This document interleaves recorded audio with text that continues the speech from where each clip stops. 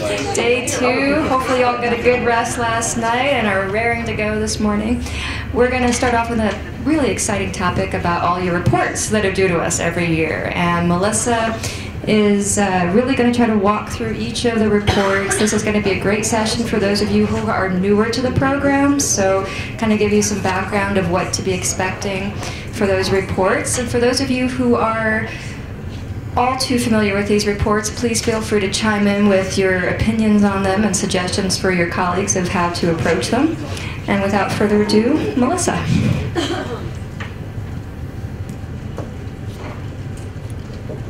Hi. Good morning. This is such an exciting topic to start with.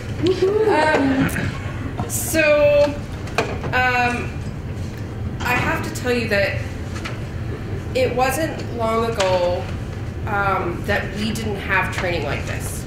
And we asked, I remember when I came into the LIHEAP program, it was kind of a sink or swim kind of thing. And there's several of you that I can look around and see you nodding, and we asked for this kind of training for a really long time.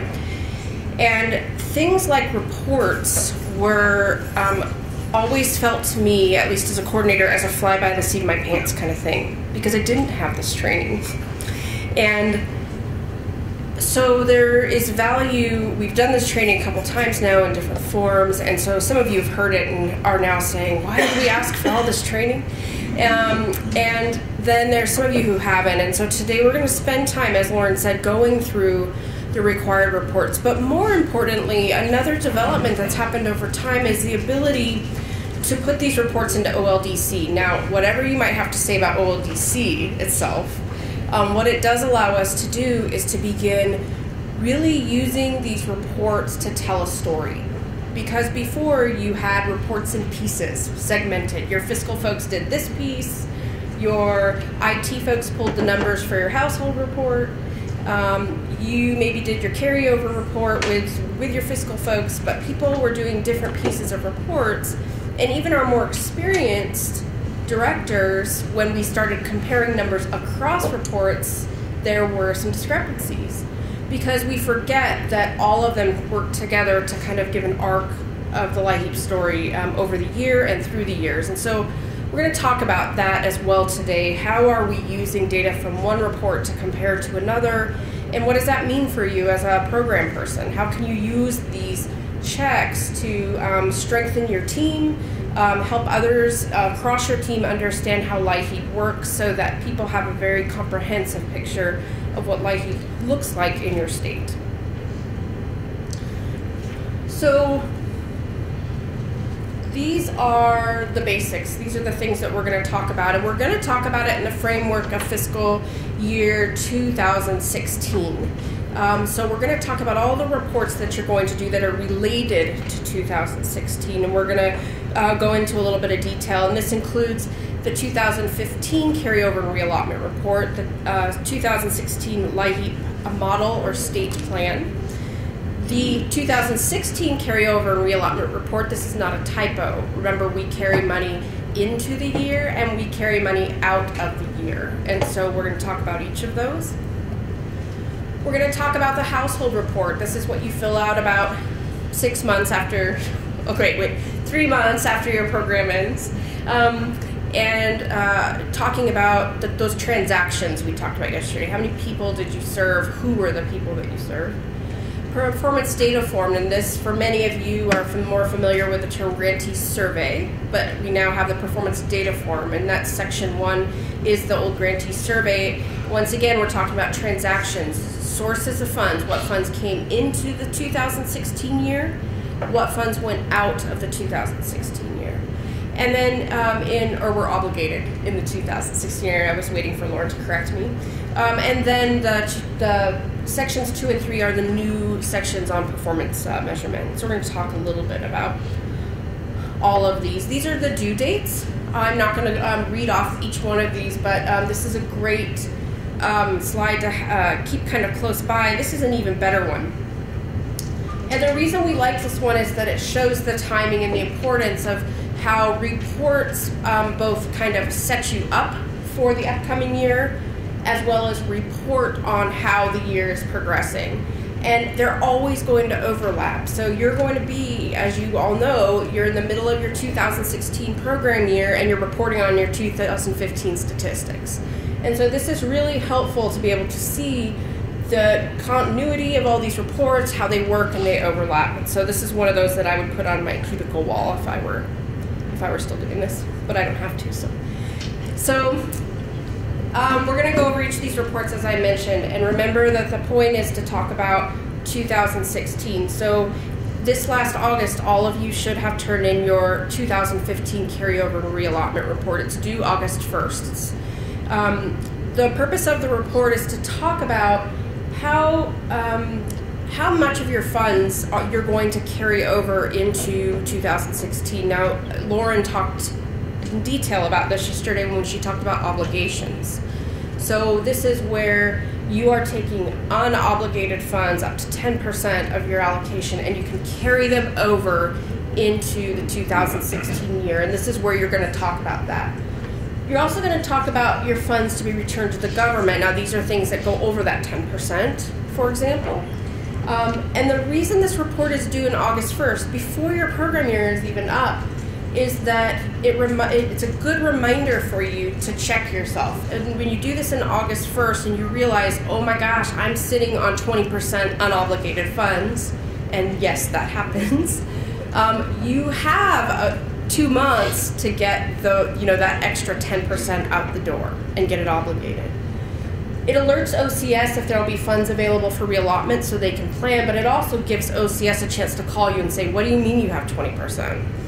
And let's find a way, and I've seen OCS do this, work very closely with grantees to find very creative and innovative solutions for using money and obligating money in a short amount of time. And so this is an important step. The report's reviewed by your OCS liaison. They're going to check the accuracy of the information, the compliance of information. So they're going to look at that amount you're carrying over, and they're going to say, is it beneath the 10 or at or below the 10% that you're allowed? And they're also, once again, going to contact you if they see something that's out of place. There are rules about obligation of funds and carryover, and so if they see a number that's vastly different from the prior year or it's very high, they're going to call you. Okay, so that's carryover. That's the money that we're bringing into 2016. This is the best report ever, I think. And we don't think of this as a report, but it absolutely is, because this is like the table of contents to our LIHEAP program, right? If we're looking at this as one big book, this is telling us what the story is all about, what we expect the story to be all about, the different sections of the story. And it's important because the model plan, remember, it has to go out for public comment. Many of you get public input from your sub-grantees or the people in your office, and so this is a chance to not only bring people together around what is the story we want to tell, but it serves as your tow line throughout the rest of the year. Now that this is in OLDC, that's even more true. So we can check, when they say they report one thing, does that show up in their model plan? And I'll show you that in more detail later, but it's really important that this be something you all can get behind and you agree on.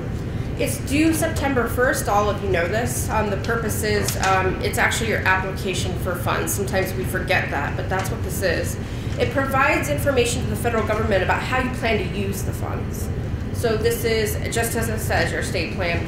It contributes to program management because I talked a while back about, this is especially important for new coordinators, it wasn't a connection I made for a long time. Everything in your program should connect. And it all starts with this. So your model plan should then shape your policy manual. Your policy manual should then shape your monitoring forms and your vendor contracts. There should be a very clear line between the model plan and all of your program documentation. When there are discrepancies, it means that something isn't aligned. And so it's very important that this be accurate in what you want it to be, even if it means you going back and changing it to reflect what you're really doing on the ground. So I can't underscore enough the importance of getting this right. It also allows OCS to check and make sure that what you plan to do is legal. So that's really important, at least to them.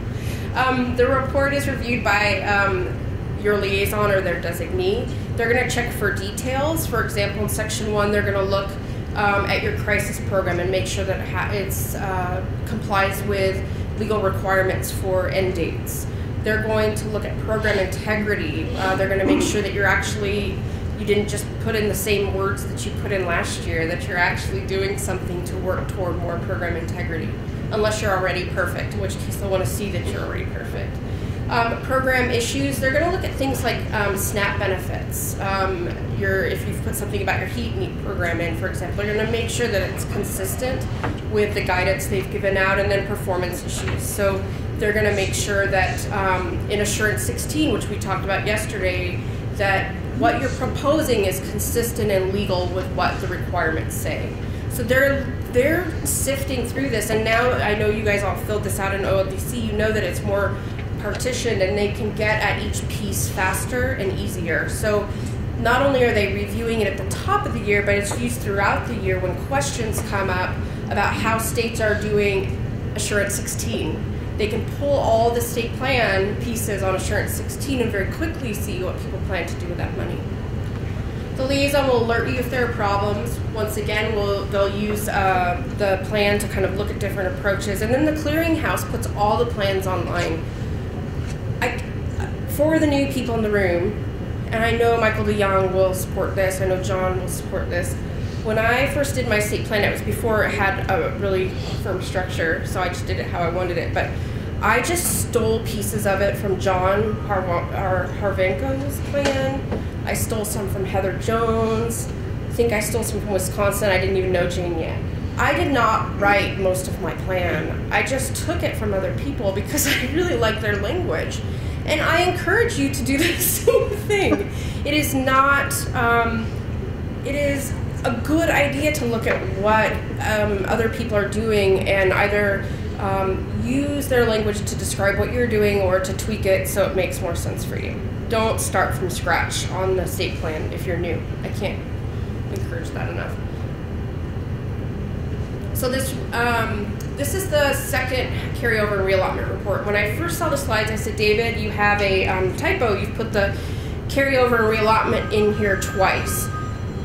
But we're talking about 2016, and when we talk about 2016, we talked about the carryover and reallotment the money coming in from 2015, and now we're talking about the money coming out of 2016. So at the end of the 2016 fiscal year, you're going to know what money you didn't obligate and how that needs to go into the following year. I'm not going to go over who reviews it because it's the same as what it was before, but I do want to say something. Heather Jones, see, look, I referenced her again. Heather Jones mentioned something really important. This is due August 1st, 2016. I don't know about you, but my program isn't done then. In Oregon, we ran a program all the way through September 30th at midnight. In some cases, we had people giving payments out at midnight. And so to be able to accurately give a carryover number on August 1st, when all the refunds hadn't come in, when we were still moving money around to make sure it got obligated, we knew this was an estimate. The issue is now that your carryover, as you'll see in a second, is checked against other pieces of your reporting. And so the challenge with that is that you need to go back in and update this when you have the right numbers. And a few of us have recommended to OCS that they do, similar to the household report, a preliminary and a final. Because frankly, when you're done with your financials at the end of the year, your fiscal person or you should be going back in and updating this to be accurate. So I just want you all to hear that. I wish I had heard that when I was freaking out on August 1st, trying to get as close to accurate numbers as I can, knowing full well that they weren't even near what was going to be the final number. So that's just something to keep in mind here. And the household report. So remember, this isn't due until December. The fiscal year ends on September 30. And so in December, your household report is due. And remember, this is talking about the transactions. We're collecting information on the number of households served with each type of program, as well as all the LIHEAP households served by any program type. Most of you are now able to report this data. It took much longer than it probably should have to be able to get that unduplicated count. It's not as easy as it sounds, especially when you have broken up data systems across your state. So many people struggled with this. I think we're seeing a lot of states get on board, and that's important because, as we'll see for a second, it really is the foundation of all your performance management. You can't collect those performance measures if you don't have this piece in place. It doesn't work. Go ahead. Quick question, and maybe you're going to cover this later, Melissa, but kind of going back to when you're talking about going back and amending something that you've already submitted, so whether it's your model plan, whether it's household report, whether it's whatever, I think, and I don't know if you're kind of talking about the systematic OLDC logistics regarding that, at what point it is with OCS, yeah. So are you gonna cover that? Beautiful, thank you. It's a pain, kind of. Yeah. So there. Is that good? Does that cover it? I'm just kidding. I'll talk a little bit about that. But if I don't enough, please cue me again, and we can talk about it.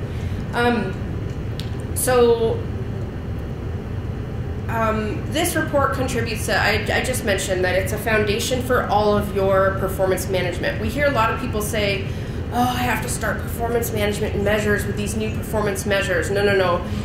It starts with your household report.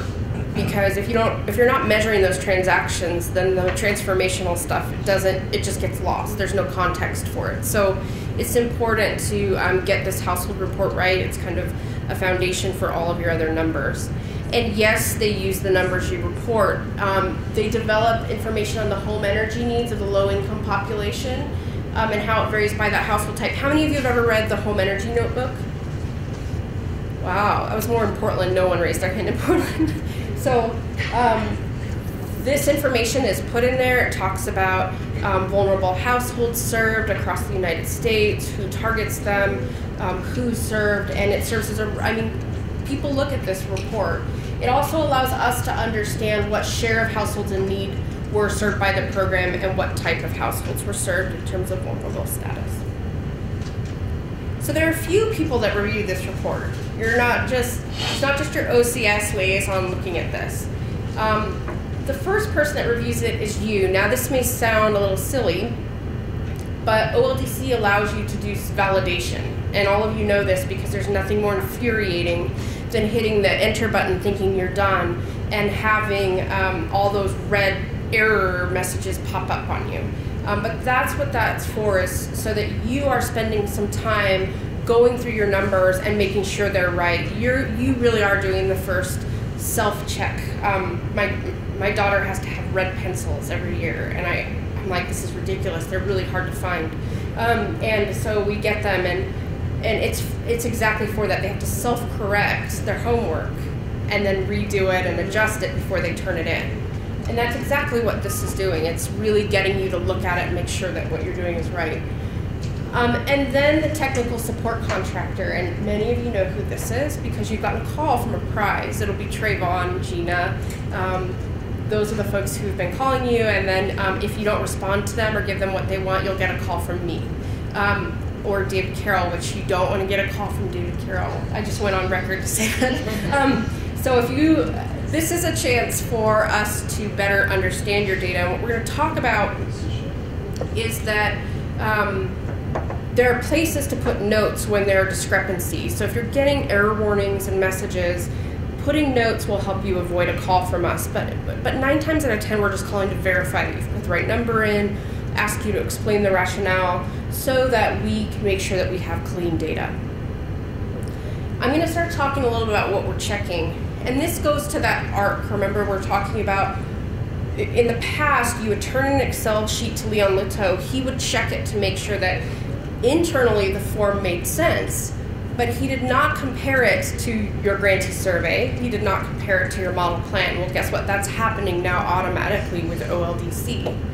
And so we check for internal consistency. Are things mathematically correct? If you said you served 10 plus 2, is that 12 or did you put 18? We're going to check for those kinds of things. We're also going to check form to form consistency. So if you said you were going to serve someone, did you actually serve them? And then year over year, are there major differences between the 2015 and 16 numbers? And this year over year came the first year we did this kind of review. We noticed there were people with 0 one year and $10 million the next.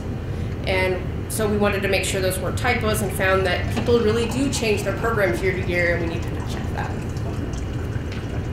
This might be my favorite slide because it says using VOLDC. I don't know why this charms me, but it does. Okay, so this is an example of an internal consistency check.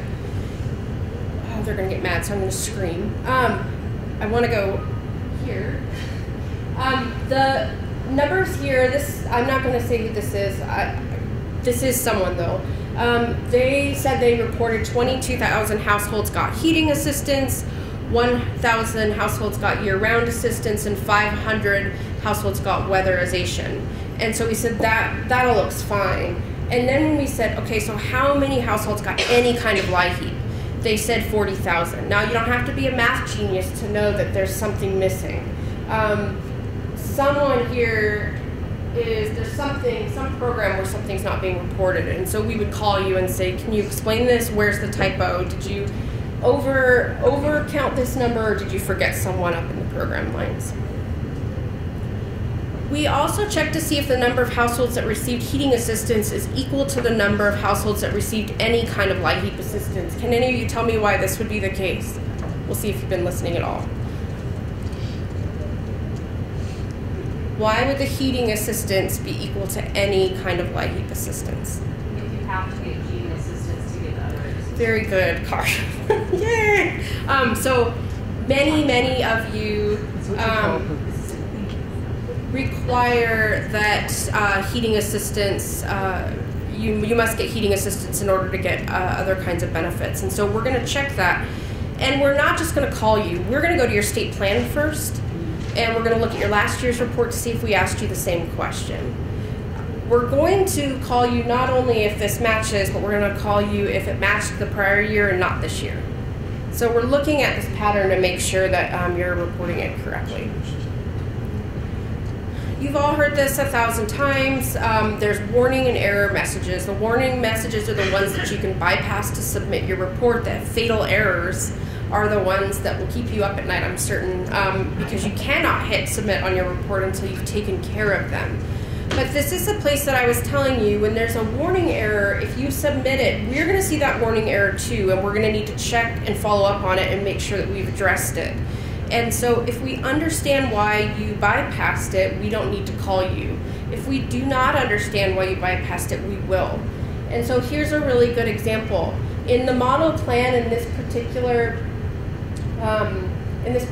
state, they said that they would be serving people with cooling assistance, but when they got to their household report, there was no one reported in the cooling box. If there's a note there that says something like, we decided not to do our cooling program because we ran out of money, we're not going to call you. It makes sense. If there is no note there, we're going to call you to make sure that wasn't a typo, or we're also going to ask you to go back into your model plan and amend it to reflect what you actually did. This caused a little bit of stir in other regional training, so I want to repeat that. You should be amending your model plan based on what you're actually doing. How many of you currently do that? Okay, so give that some thought because it has some implications. Yeah, there we go. On the, I just talked to our project officer on CSVG side, and when he talks about amendments to the plan, he talks about useful source distinguishing just updates or additional information, things that might change it a little bit, but didn't really rise to the level of a formal amendment. Do you differentiate those kinds of situations with regard to need at all? I'm going to start, but Lauren will probably finish. So We've talked about this extensively and there's some confusion. You're right that there are changes that make sense in a program year. For example, you said you were going to do cooling, but you ran out of money. You said you were going to do 15% of weatherization, but you only ended up spending 12% and it put the rest of the money over. Those are things that kind of organically happen in a program. Kind of an adjustment to actual. That's right.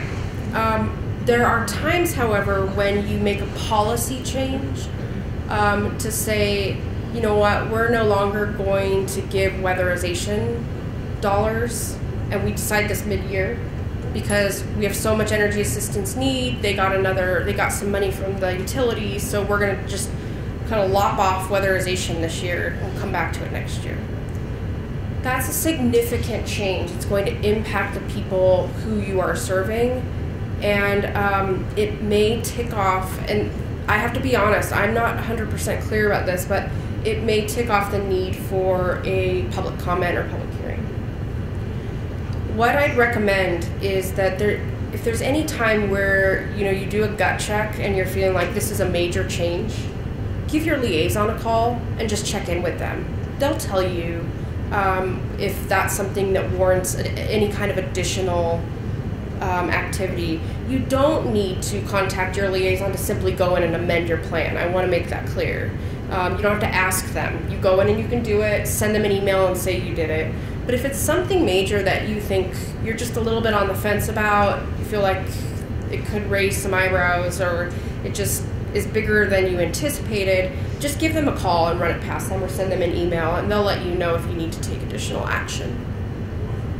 It's hard to do when you've already done it and you're going back to amend it. I think that's always been my confusion. When you have made a change mid-year and you don't really realize that you haven't updated it, it's 6 months past, you're not going to do a public hearing. You've already moved on. So if you make a change that you end up considering to be significant and major, and you do then trigger a public hearing and you have it, is the plan subject to re-acceptance or re-approval? John? I'm not going to answer that. I got a comment on public. Sorry. It's related though. Do you want to answer that question? Do you want to repeat it first? Sure. The question was, if you are making a significant change to your plan after it was originally accepted by our office, so midway through your program year, does that trigger a kind of a reapproval process by our office? And so I think I'll take a step back in answering that by saying it's part of the federal statute that any significant program changes result in an amendment or revision to your plan. You do not need our prior approval to implement that policy change before you go forward with it, but you do need to document it through a revised plan in OLDC within a reasonable amount of time after making that change. The statute does not define for us what is a significant change, and so that's where Melissa was saying, kind of just talk with us and we'll kind of, on a case-by-case basis, work through what would probably be a significant change. But I think we could all agree, if you were originally intending to offer a type of assistance and then wind up not offering it at all, or vice versa, that would be a significant change. So it does require that there be public comment on that significant change. So even though you don't need our prior approval, you do need some public comment before you implement that change. How involved that public comment process is, I think, is really up to you. It's not going to be as involved as what you would go through each year on your original plan, but we would certainly like to know that you did make people aware of that upcoming change. In terms of the acceptance on our end, it's not, again, you have already moved forward with implementing the change, presumably. It will mean that our office actually has to review that change and accept it in the OLDC system, but that does not preclude you with having taken the steps to move forward with that change. Does that answer the question? Yes, Okay. that helps. my comment is about public comments. We've heard public hearing, public comments. Are they correct in that the federal statute says just meaningful public input as opposed to like a public hearing or public comment? And I think DOE is very clear about their web plan is public comment, and most people, you know, there are various interpretations of that.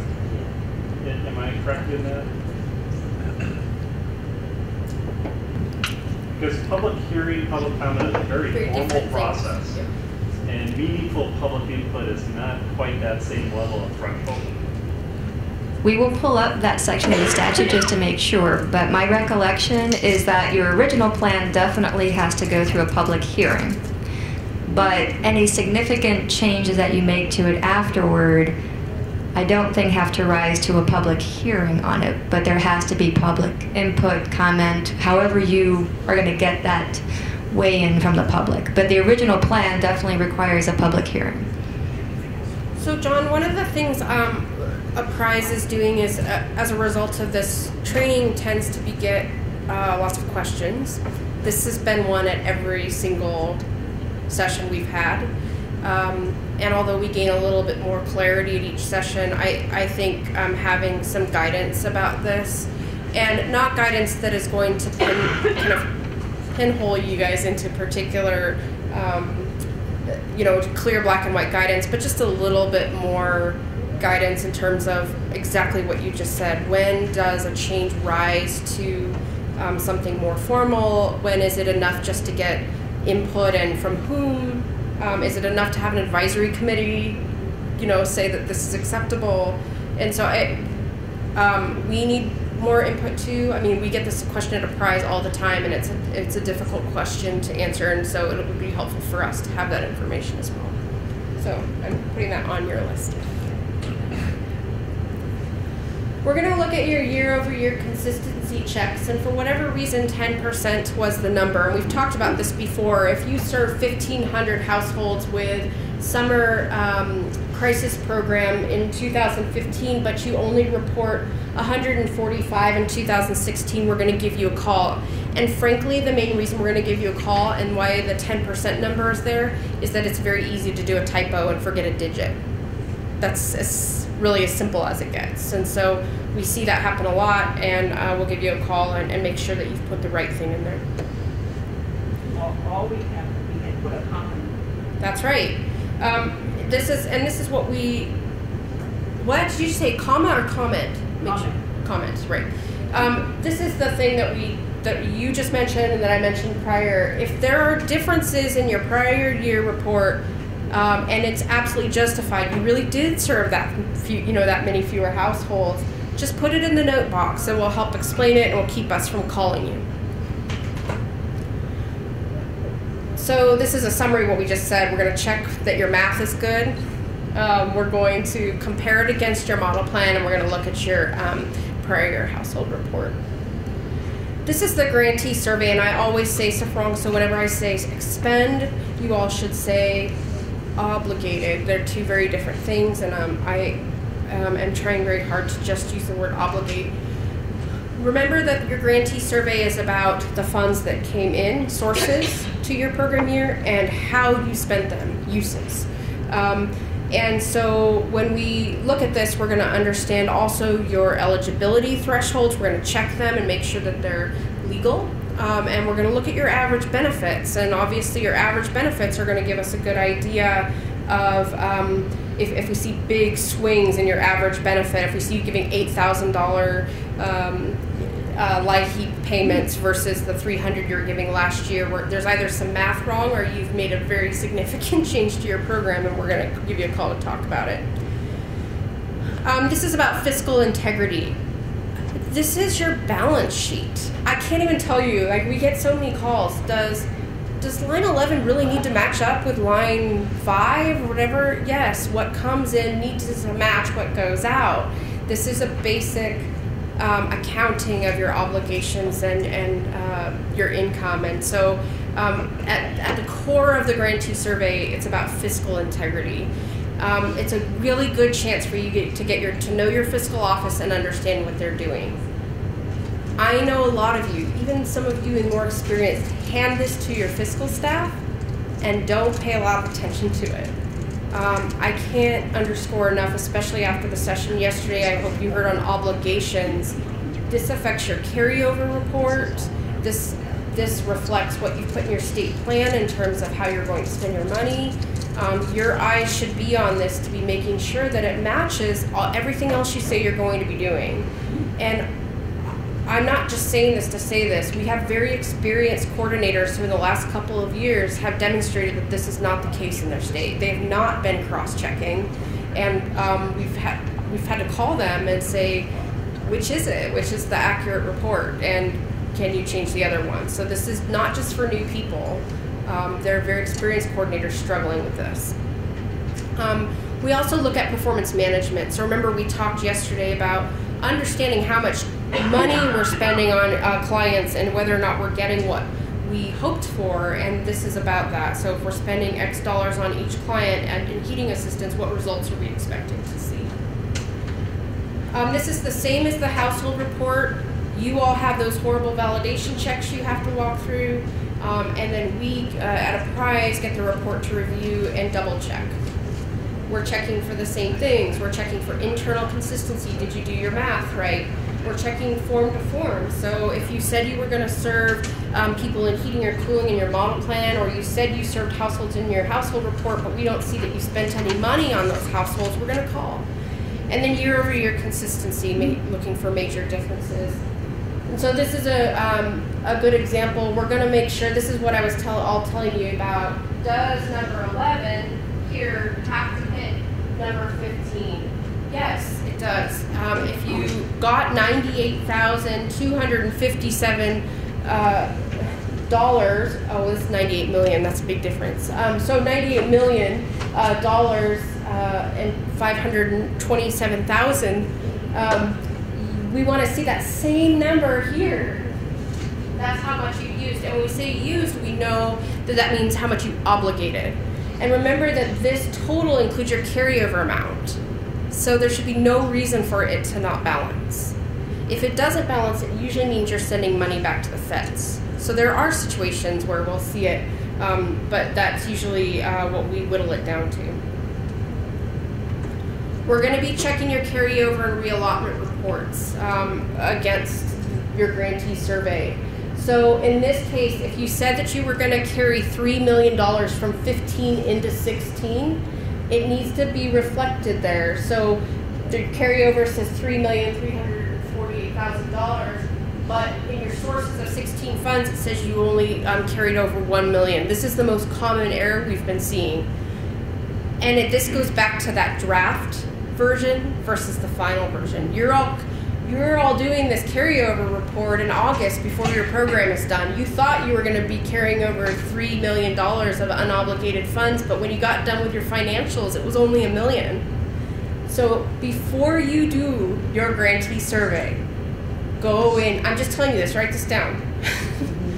Before you touch your grantee survey, go in and finalize your carryover and reallotment report. It will save you hours of headaches. Just, I wish I would have put that on added a slide to David's slide deck, because it's so important to do this. You will get all kinds of validation errors if your carryover reallotment report isn't final. Before you carryover grantee survey, Does this make sense? Carryover reallotment report, which goes back to, Melissa, what we were talking about and having it estimated and final. That's right. And if we would line that up with the household report, It would be in ready to December go. we would have a final carryover reallotment, and then when we went into January to do our grantee, our numbers would all be right. Right. Hopefully. That's exactly right. And so some states, one of the reports we don't talk about here is the, they used to call it the 420, help me out here, 429? You all are looking at it like crazy. It's what your fiscal people turn in every December. 425? 425. This is now the 416. They used to have a, No, it's 425. so 425. It's your fiscal geeks turn this data in. It's basically your year-end financials. And one really good habit is to just, when they get those done, have them go in and adjust the carryover report. That's a good time to do it. At that point, you've got your refunds reconciled. You've got, you know what you've obligated. It makes a lot of sense. Have them update the carryover relots. It used to be the 269, it's the 425 now. Yeah. That's why I was That's getting that confused. 425. So this, we're going to look at the same thing here. This is your 2016 carryover and reallotment report. Then if that's all okay, you're going to jump into your grantee survey, everything should come out. And no one will call. And it says you're going to carry over $617,000 into the next year, because that's something you just didn't obligate. That's going to show up in your uses of funds. You're going to say, okay, I spent this much on heating, I spent this, or I obligated this much in heating, I obligated this much in cooling and crisis. I did not obligate $500,000. That's getting carried over the next year. And that better match what you say you're going to carry over. So once again, we're getting back to this carryover reallotment. This is where we're finding the most errors, and I really do think that it has everything to do with the fact that people just aren't going in and updating it once it's final. Because you never had to do it before. So this isn't, it's just what it is. We're going to look at your grantee survey and your household report. This is something I didn't get until my very last year. As a coordinator, I didn't understand this. If I say that I didn't help anyone with cooling, there shouldn't be any money spent in that area. Just pretty straightforward. And then we're going to check year to year. If in 2015 you didn't spend any winter crisis money, and all of a sudden in 2016 you're spending almost $10 million, we're going to call you and find out what's going on. Your model plan. I know we're getting tired. I'm going to get through this quickly, I promise. Your model plan, this is your cooling assistance. If you say that you're going to provide cooling assistance and we get to your grantee survey and you haven't spent money there, once again, you are, we're going to give you a call, or hopefully OLDC will kind of alert you. And then the grantee survey versus the model plan. In this case, it's very hard to see this, isn't it? We're talking about eligibility thresholds. Remember that you are, in your model plan, you're saying we're at 60% of median income. So for a family of 4, that equals this. But if somewhere in the middle of the year you've changed that, which you can in some cases, there will be a discrepancy here. And so that's something to keep an eye on if you are one of those people that changes your income thresholds as soon as the new information comes out. Once again, that's legal to do, but it does make reporting a little bit of a pain in the neck. Go ahead. Yeah, one thing that I always get calls on every time, so I'll just admit it, is it's the family of 4 weatherization income. Yeah. Because every time I ask my weatherization people, they give me this year's instead of the previous federal fiscal year. And so when you're reporting out on the 2000 grantee survey, you need to know what weatherization had October 1st, 2014. Right. Poverty level. Is that right? Yeah. Yeah. So that one, I don't know if you guys get have to make a lot of calls, but I get one every year on it because some reason I can't get it in my head that it has to be. To ask them for the.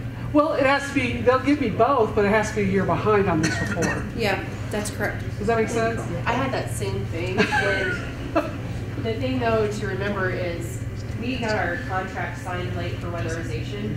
So they didn't really weatherize homes until after February when the new FPL started. So we had to use the current FPL instead of the prior year. So keep that in mind too. Yeah. So that one can be a little tricky because you're going to another department to get that information, and you got to make sure that they're not giving you their most current FPL that they base their 200% on, but that they give you the one that you're completing the grantee survey for. As well as the timing of when they're using your transfer. Yeah.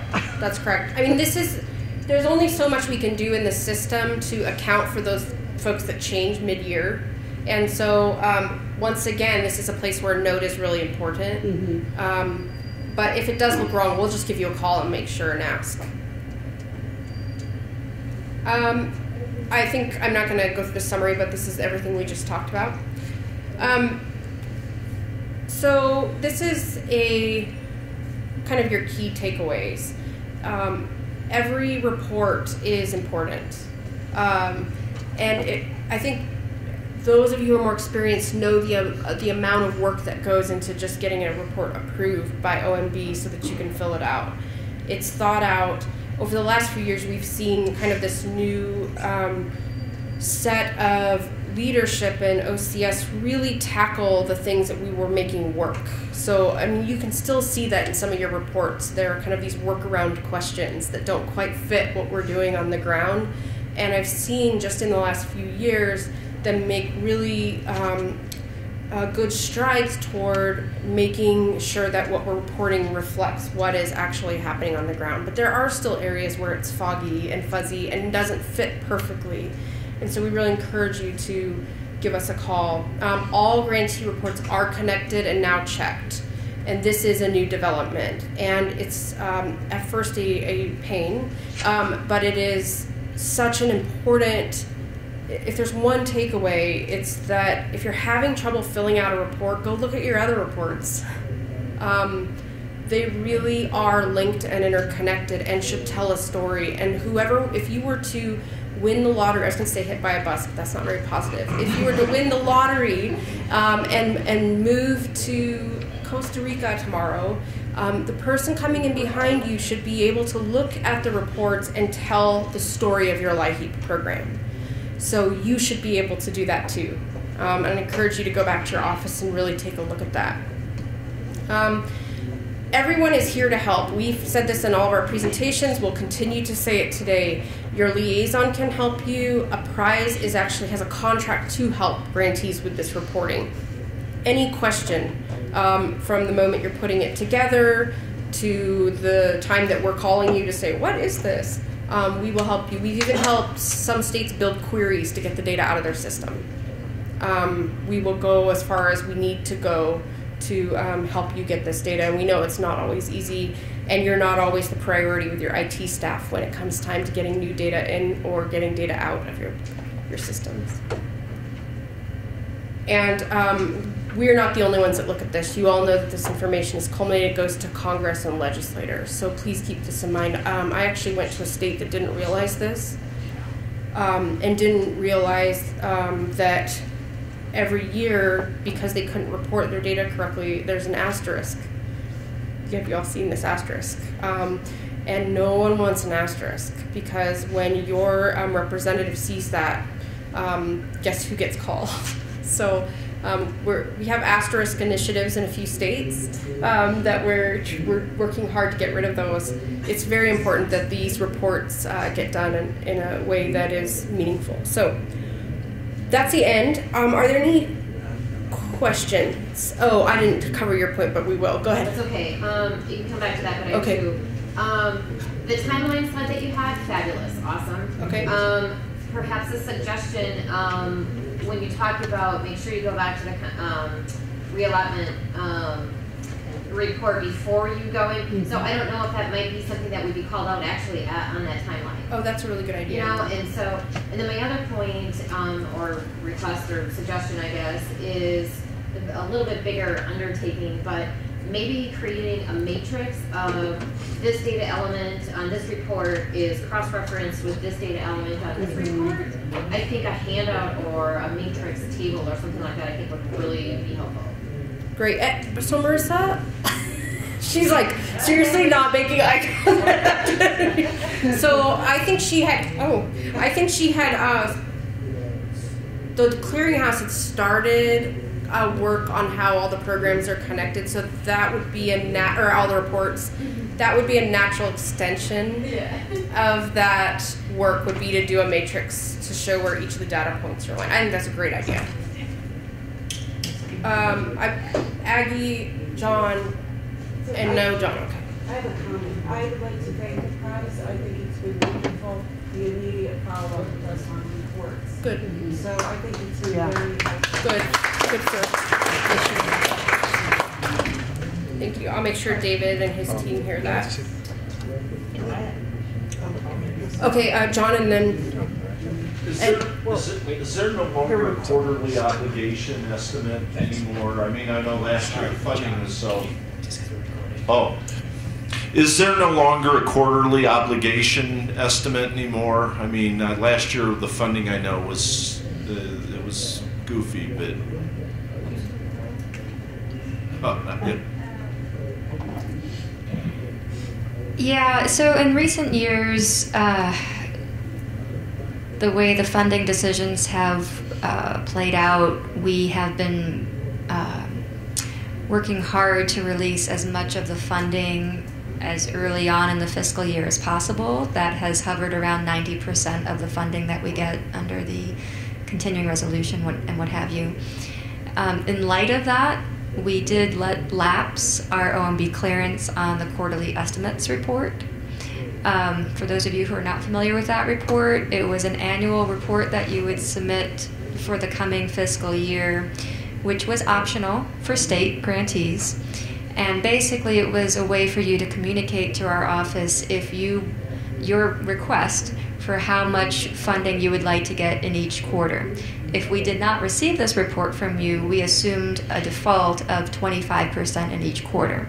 But again, in the last several years, because of the way our appropriation and apportionment from OMB has come down, there hasn't really been an issue. So if you have strong feelings about the report and would like us to revive the report, we'd love to. No. I think they're just paranoid about it.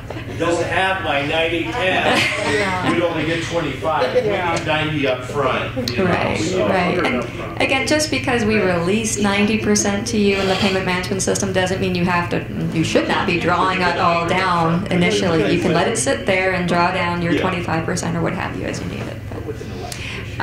Heather, I think. Something for new directors to just keep in mind, and this may be already obvious to you, but it was something that came to me as I was working through the state plan, is when we're talking about assurances, we're talking about the state plan, and it lists out each part of those components in our state plan. We're really addressing each assurance that's in the LIHEAP block grant. So we talk about Assurance 16, there's a whole section in the state plan of that. So if you're sitting around and you're like, wow, like Heather one day as a new director went, wow, these assurances in the state plan actually match the statute that I'm looking at. I know that seems self-evident to a lot of people, but if you're new to this, it's not. So I just want to make that point that when you're going through and you see those assurances on the OLDC on the state plan, if you need additional information on how to meet those assurances or want to look at the actual statute, you can go to the HHS statute and take a look at those assurances in their original language. So it's just something I wanted to share because it took me a little bit as a new director to come to that realization that that's what you're really doing in your state plan is explaining to the federal government how you're going to meet all those assurances in addition to how you're going to run your program. And let me, while you're passing the mic to John, just say that I played the chocolate bar game with my subgrantees. Lisa can maybe remember this, because your subgrantees need to understand the assurances too. We forget that. They will ask you a lot of times why you're making decisions you're making or doing the things you're doing. But having a little game about trying to have them name all the assurances is quite a fun thing because they don't know any of them. Understanding why they do what they do is important, and they need to have that knowledge too. Well, that sounds like a Huh? Did she win any candy bars? No. that sounds like a fantastic game. Do they have chocolate? But Yeah. Yeah, really. There is chocolate involved. to that end,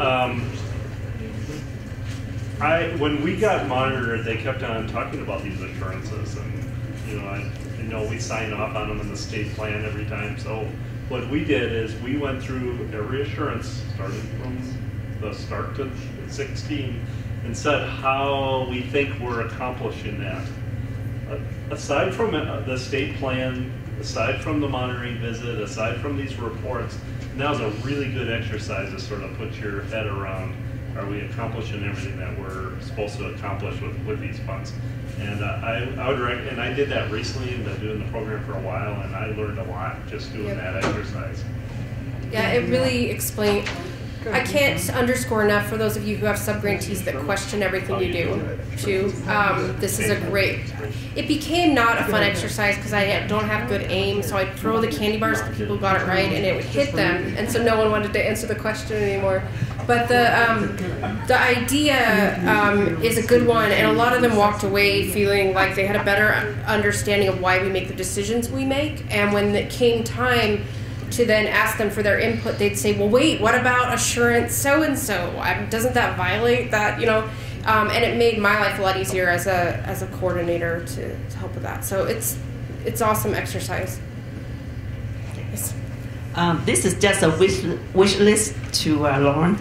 If the budget allows, can we do enhancement actually on the OLDC, like a matrix that mentioned by Jane? However, though, if you can even display the number you're supposed to match in the household or the carryover on the side, so it will make a lot easier for the person prepare the performance report. But yeah, that's a recommendation we've made as well. So does everyone understand that? Yeah. When you go to fill out something, it would have the number display, there. Yeah, that's a great idea. Michael? No, I was just going to say like a hover option. Yeah. See it? Yeah. Okay, that's fine. Yeah, I think that's a great idea. Rather than showing the validations that come up afterwards, that's a great idea. Is there any chance of OLDC making our state plans look better when they print?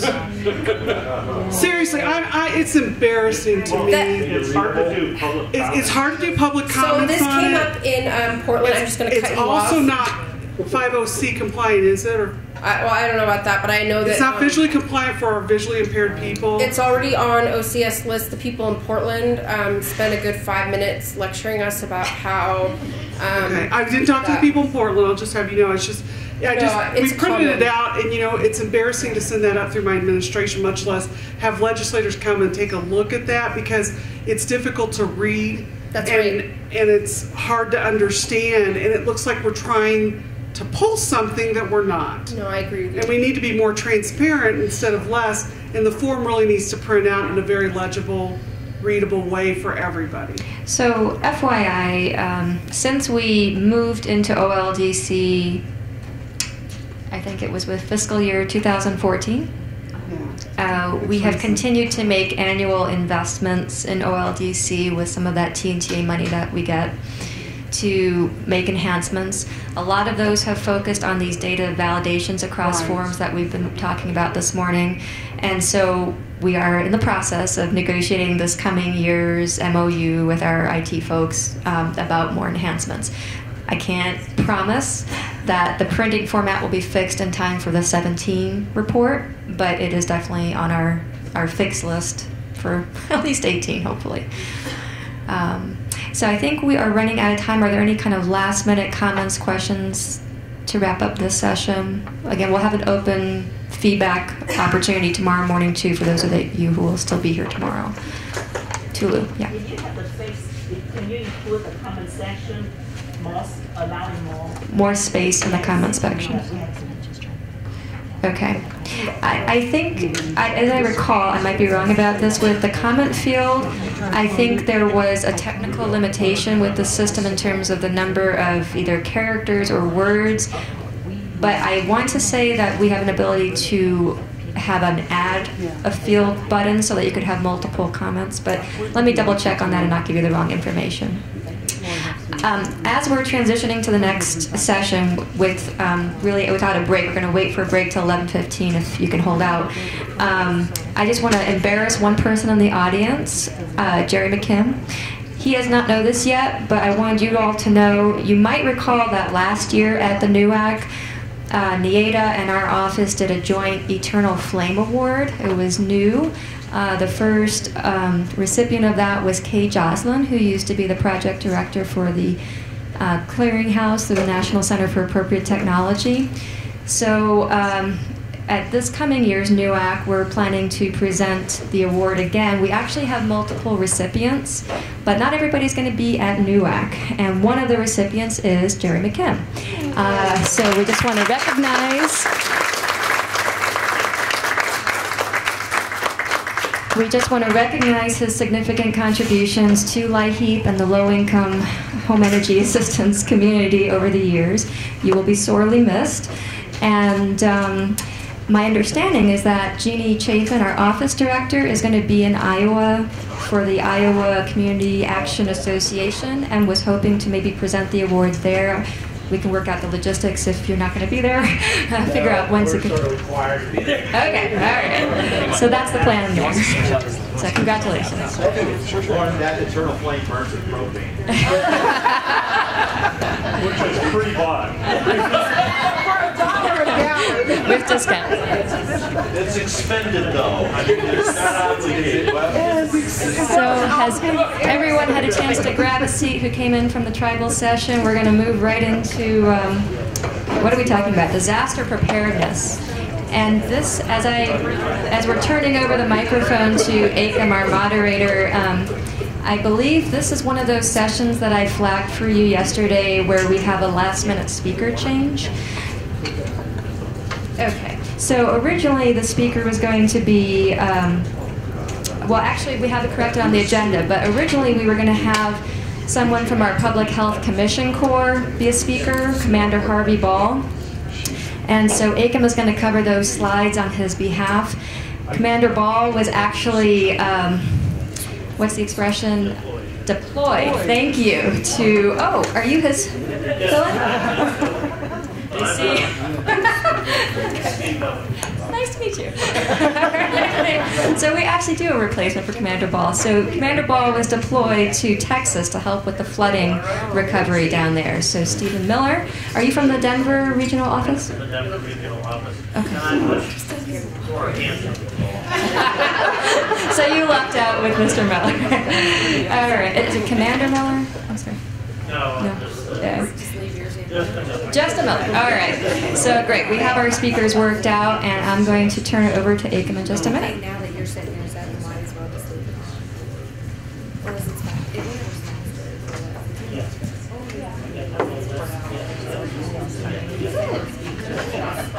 But if it's faster, oh wait, here we go. You just need to log in and follow. They're 9% on based on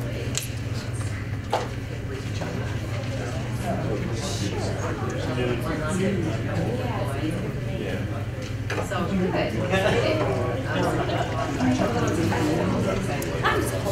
That's the first thing I ask when it happens. So when's out?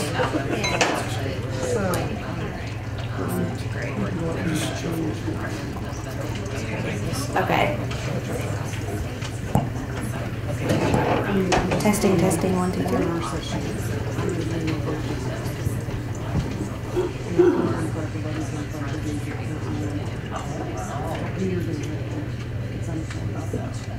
Yeah, it's really exciting. It's Memorial Day, so Friday before, but more specifically this day. So, yes, it's really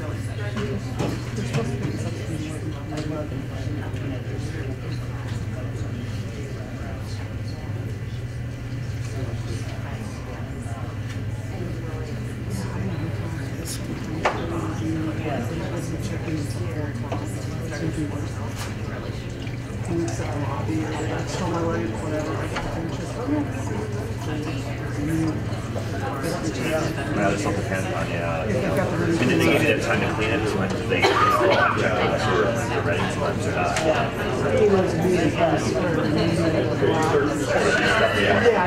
So usually they can sit right there, usually they check your luggage, store luggage, at least, you know.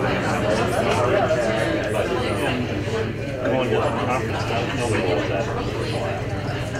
Because they'll say that, well, nobody has private.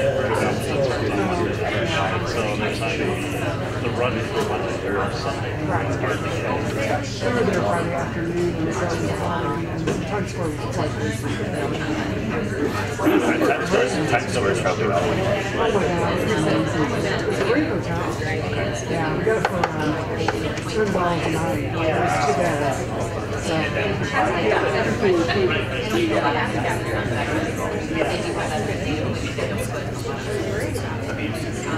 I guess the one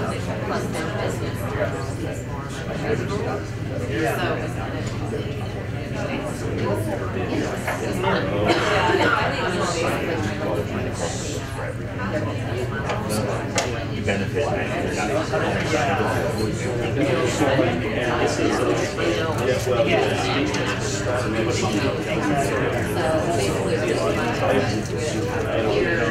network. So, you know, we're looking at, brainstorm it.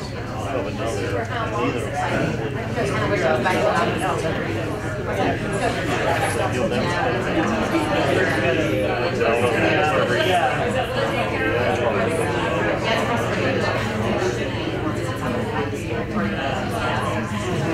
It's always that's what people do. It's finalized.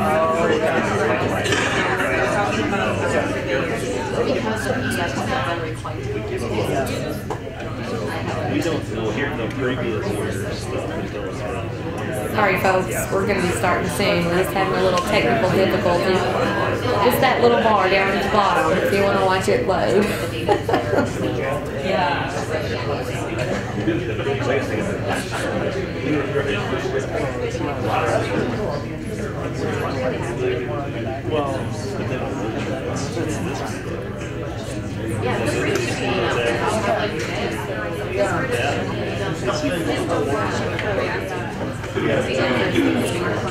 Oh, God.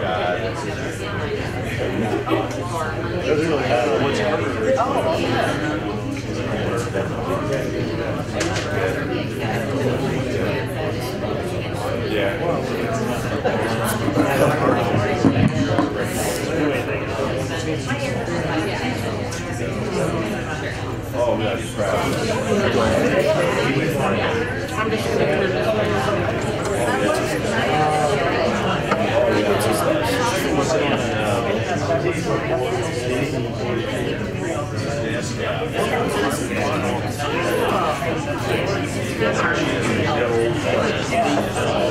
Have an unannounced break.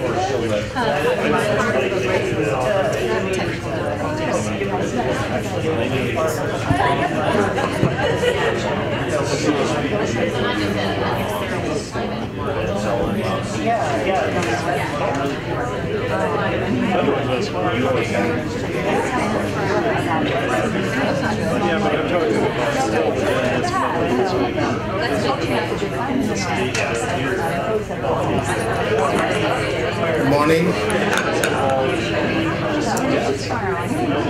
Morning. How are you all doing? Good. So sorry about the delay. There was a little problem with the previous laptop. What I was trying to do is use my own laptop, and it was for some reason got stuck. So we switched back to the original laptop. So now we are ready to go. So this session is about LIHEAP and disaster management. As many of you remember, during disaster events, our staff often contact you. Recently, Texas, we spoke with Michael and his staff about disaster management. We have had similar situations in some of the southern states. Recently, Hurricane Katrina a few years ago, Hurricane Sandy in New Jersey. So this session it's actually broken into two different sessions. The first one, when Kate Thomas is going to speak about some LIHEAP specific disaster management policies, and then Steve Miller, who is also known as Hey You. Hey You! I like that song, by the way. It's a beautiful song. From ACF is going to speak about the overall ACF policies and procedures on disaster management. So you will hear policies and procedures as well as some theories, I believe. I was going through the slides this morning, and I must say, impressive, very, very impressive work that we are all doing at ACF. So I'll hand it over to Kate now. Welcome. All right, great. So we're going to talk about ACF capabilities to support states, tribes, and territories during disaster events. What we can do during a disaster and what LIHEAP cannot do during a disaster. The capabilities to support states, tribes, and territories, and then as usual we'll have a Q&A. So you have a lot of flexibility on things that you can do with LIHEAP funds in response to a disaster. As Akam mentioned, natural disasters such as flooding, hurricanes, tornadoes, things of that nature. You can provide temporary shelter when homes are destroyed or damaged. You can provide transportation, moving individuals away from crisis areas to shelter.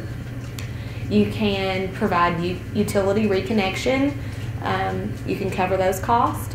You can provide furnaces and air conditioners, and that can be repair or replacement cost. You can do insulation repair. That's often the case in tornadoes and hurricanes. You can provide coats and blankets. You can provide bill payment assistance and utility deposits. And you can provide fans, air conditioners, and generators. It's a big one. So assist with energy-related repairs. We're going to break that down a little bit more. You can provide energy-related home repairs using weatherization or crisis funds. And some examples of this are in Flint, Michigan recently with the water contamination that they had going on with the lead in the water. Michigan is currently using LIHEAP weatherization funds to replace old water heaters in Flint that were, their pipes were corroded as a result of the lead contamination in the water. And then in Hurricane Sandy, New York used crisis funds to provide furnace repair and replacement services to victims of Hurricane Sandy. So another area to break down a little bit further is providing temporary housing during energy-related repairs. So if their house is having repairs done to it, the disaster victims cannot obtain the safe home heating or cooling during that time, you can provide temporary housing in those cases. If there's an unsafe environment due to down power lines, broken gas lines, damaged heating or cooling equipment, or a damaged home in general that's just uninhabitable, you can also provide temporary housing with LIHEAP funds during that period. You can temporarily increase benefits for specific fuel usage, targeting the benefits to the disaster victims.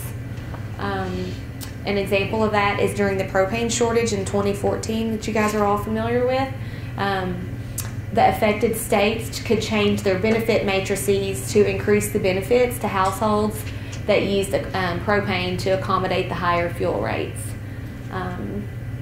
So instead of, for instance, a $1,000 benefit, they may have raised their benefit to a $2,000 benefit for that household.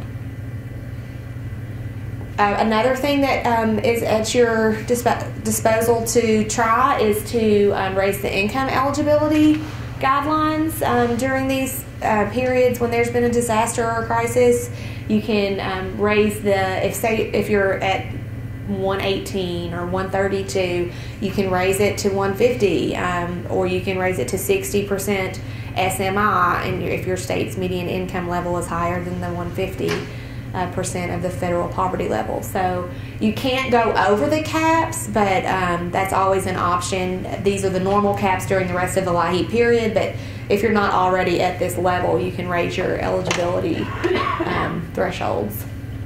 An example of that is during the propane shortage. Several states increased their income guidelines for just the households heating with propane. Another instance is during a refinery explosion in a town. The state raised its income guidelines to assist just the victims of the refinery explosion. It's important to remember that the response time frames of 48 hours and 18-hour time frames to provide crisis intervention do not apply during a disaster. So while there is a lot of flexibility, there are some limits. So I'm going to talk about what LIHEAP cannot do. You cannot use LIHEAP. You can't waive the income threshold altogether. You still have to stick with that 60% SMI at the highest, or the 150, whichever is greater. And you cannot use it to pay for temporary shelter when the household situation doesn't involve the inability to have a safe home heating or cooling. So there does have to be some connection to energy. Some other areas that LIHEAP funds cannot be used for, they cannot be used for water or sewage unless it's part of the overall weatherization, health and safety kind of thing. You cannot use it to pay water bills, typical LIHEAP rule all around. Mortgage or renter assistance unless temporary shelter from crisis situation. Unfortunately, can't use it for ramps or wheelchairs. That's a weatherization rule too. No school uniforms or school supplies. No clothing other than coats, but coats you can provide coats and blankets. Mattresses, cots, air beds, and pillows. You cannot use LIHEAP funds for that. Question? Can you explain unless temporary shelter from crisis situation for the mortgage assistance? Can you define that a little bit clearer, please? Sure. So if the person's dwelling is uninhabitable due to, for instance, during a hurricane, the strong winds knock a power line down, that's a crisis situation. They can't be in their home. That's an allowable time to pay their housing expenses somewhere else for a temporary time period. Does that make sense? Anybody else want to add to that?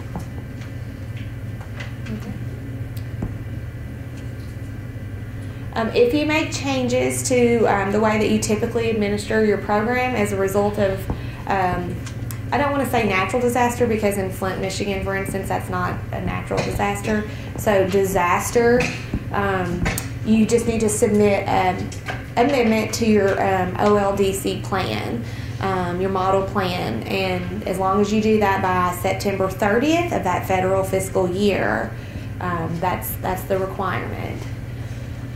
We don't need to approve it in advance. You can go ahead and meet. I mean, a lot of times, time is of the essence when an emergency strikes like that, and you don't have time, or you don't want to take the time it might take to go into OLDC and get that approval before you start implementing the changes.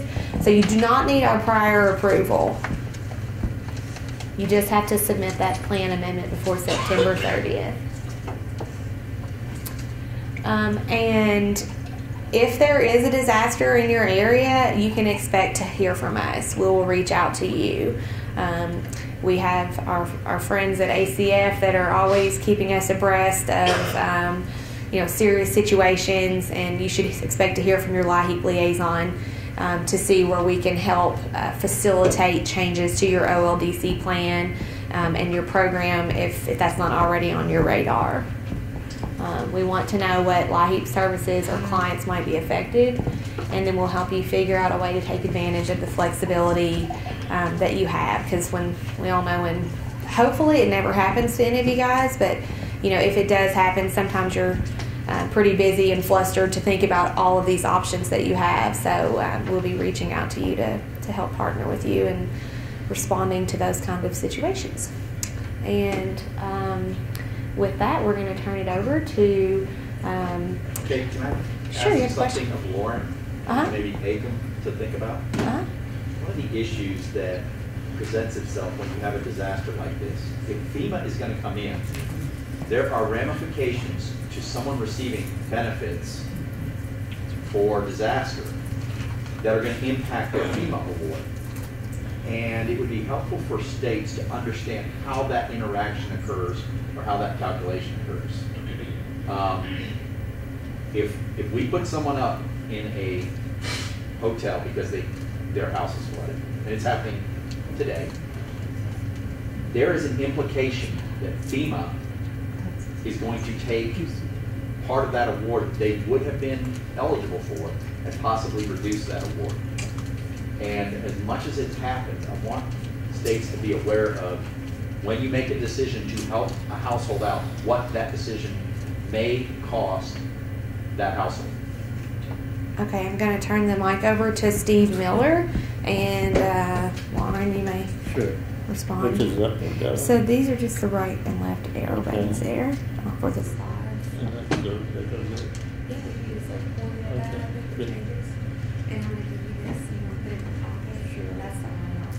Switching over, I'll just say thank you for that comment. it's not really an answer to that, but kind of a little bit of a digression. In our federal regulations at 45 CFR 96.89, 45 CFR 96.89, there is a mechanism related to disaster-related light heap assistance, where if your governor or your tribal chairperson or the head of your territory or the president declares a disaster formally, the head of your state or tribe or territory can make a request to the Secretary of the U.S. Department of Health and Human Services for light heap, so that you are not held to those crisis timeframes that we mentioned yesterday about 18-hour response for life-threatening crisis or 48-hour response for a regular crisis. If it's impractical to meet those deadlines in that geographically affected area by that declared disaster. So I'm not sure if most people are aware of that. It's not a request that I have seen come through our office in the time I've been with our office, but if you are affected by a major natural disaster where there's a declaration, just work through our office and we'll try to help you with that if you are worried about how that would impact, say, your local agencies or your tribal office providing light heap crisis assistance within those timeframes. And the FEMA issue we will look into. Maybe Steve has more to say on that, but if not, we will get back to you on that. Thanks. Well, good morning. Steve Miller, is this going to be the band guy? No. There's no concert at lunch. Took 14 years of guitar lessons. Put a group of guys together. We're going to be a band. Then my agent informs me, sorry, there's already a Steve Miller band going. And they're making lots of money. So I had to disband the group. 2 are in federal prison. One's a dentist, one's an accountant, and 2 of us went into law enforcement and social work. So we're all doing well, I guess. As stated, I'm with the Administration for Children and Families, and I'm stationed here in Denver for Region 8. My official title is Region 8 Emergency Management Specialist. And with that, I cover Colorado, Utah, North Dakota, South Dakota, Wyoming, and Montana. So what is my job? I'm charged with promoting disaster planning, disaster preparedness, and disaster recovery for the programs administered or funded by the various ACF offices. I've been asked today to provide you with some general information about ACF and the role ACF plays in preparing for and responding to disasters. Let's see if this works. ACF is a huge organization. Division of the Department of Health and Human Services. The big emphasis is on economic and social well-being of families. Unlike FEMA, that's very focused on physical recovery, rebuilding things, putting bridges back together, we focus on the social and economic issues of the families that have been caught up in disasters. Huge budget, $53 billion. And we have 10 regional offices. Each has a regional administrator, and each one of those offices also has a person like me, a REM, a Regional Emergency Management Specialist. And again, those folks are involved in disaster preparedness and helping with recovery. We're currently on standby for deployment to Texas. As you've seen on the news, tremendous flooding week after week after week.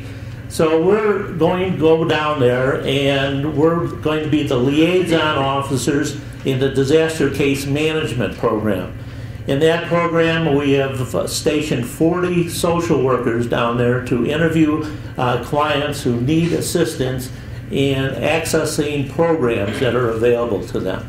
So those social workers will be heavily involved in that, probably for the next 3 or 4 months. In preparing for a disaster, ACF has developed a framework or plan on how ACF participates in preparedness efforts, how ACF responds to an actual disaster, and how ACF participates in recovery efforts.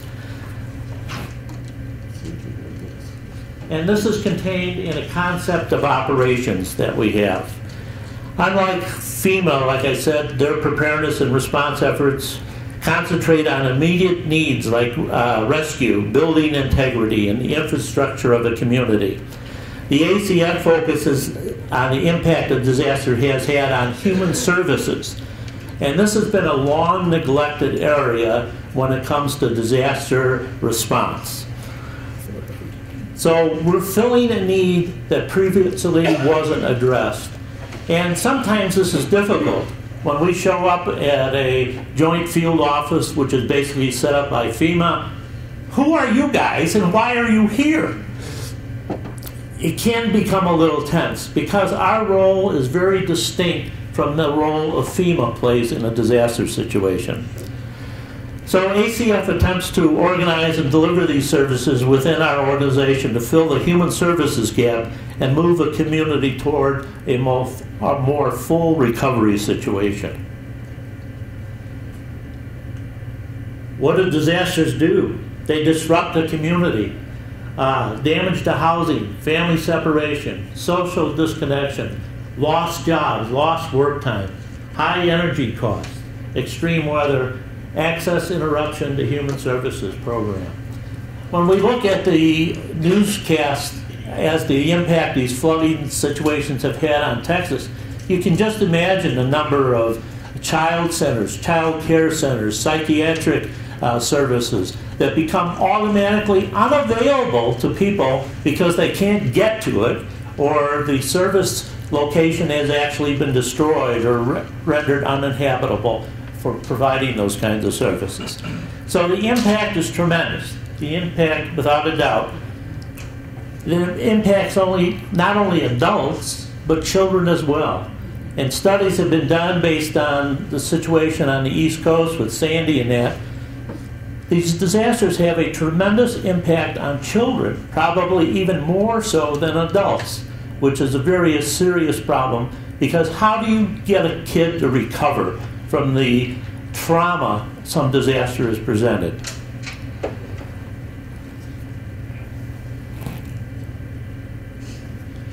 So this shows in a graphic form kind of the disruption we find in a disaster situation.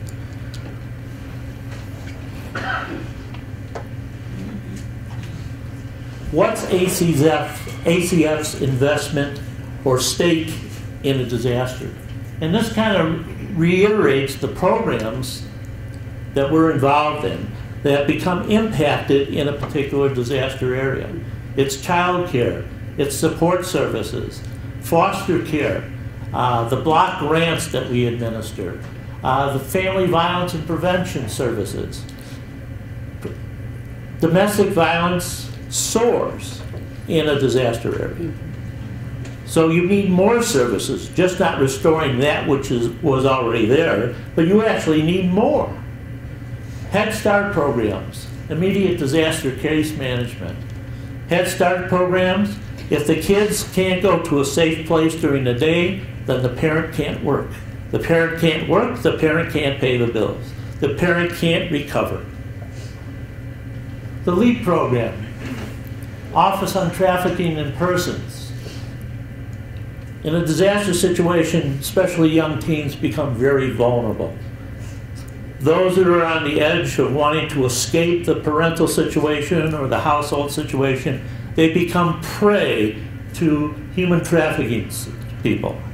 And the human traffickers come into these areas specifically looking for those kinds of kids. Runaway and homeless youth, temporary assistance for needy families, and the unaccompanied alien children services. With the influx of unaccompanied children coming in across the border, they're being dispersed in these various areas.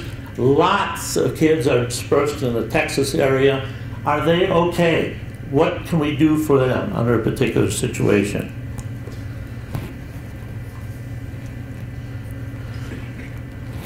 So what does ACF do? We coordinate our response through the Office of Human Services Emergency Preparedness and Response Program, also known as OSEPRA, which is who I technically work for.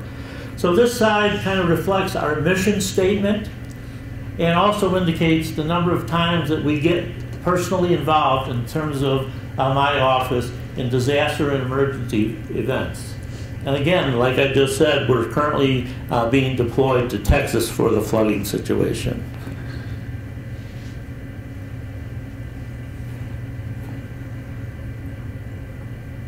So OSEPRA, my office, partners with the immediate office of the regional administrator. So we, even though there's one of us in the region, we become the liaison to the regional administrator, making suggestions on what action should be taken by ACF. We work with the RA, the regional administrator, and we also reach out to our program people. They're the ones who are in contact with the state, the grantees, to determine what's the state of the situation. Is your program up and running? Have you encountered any damages? What does it take to get you back up and running? Are there alternative sites that we could refer people to if your particular program is not running and going in that particular location? So this becomes an immense data collection process in the beginning to find out what's the situational awareness of the location we're dealing with. What is needed, what isn't needed, and what steps can we take within the ACF programs to get the ball rolling so we can provide services. Again, this kind of shows the flow back and forth between ACF, the immediate management disaster team, the REMS and the RA in the location, and then the programs themselves. Unfortunately, a lot of times programs are very reluctant to share information until they get whipped and told, you gotta do this. This is a process that's constantly evolving. You get new program managers. Part of our job is to influence them as to the issues at hand and the importance of the information that they can get from the states and the grantees. Because if we don't get information, we don't know what to do. We don't know what the needs are. We don't know where to go. And you know, from an operational perspective, it paralyzes the recovery.